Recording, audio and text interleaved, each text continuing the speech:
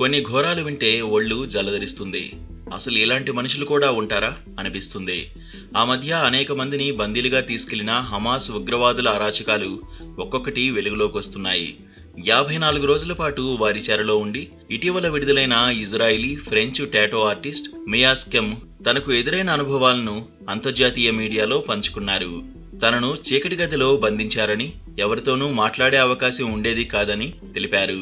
తనను అపహరించిన ఉగ్రవాది తనపై అత్యాచారానికి పాల్పడేందుకు పన్నాగాలు పన్నినా అదే ఇంట్లో అతడి భార్య, పిల్లలు ఉండడంతో సాధ్యం కాలేదని చెప్పారు.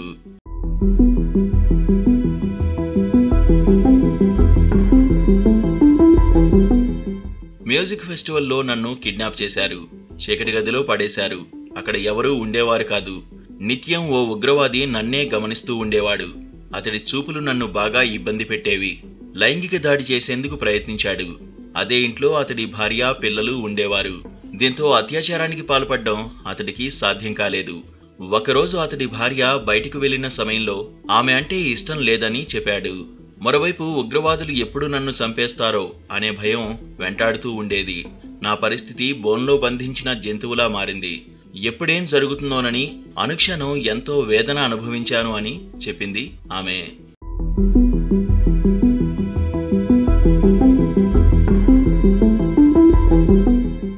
మ్యూజిక్ ఫెస్టివల్కు వెళ్లిన ఆమెను అక్టోబర్ 7న హమాస్ ఉగ్రవాదులు అపహరించారు.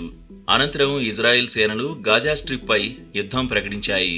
కొన్ని రోజుల తర్వాత బందీలను బాగానే చూసుకుంటున్నట్లు హమాస్ ఉగ్రవాదులు ఓ వీడియోను విడుదల చేశారు.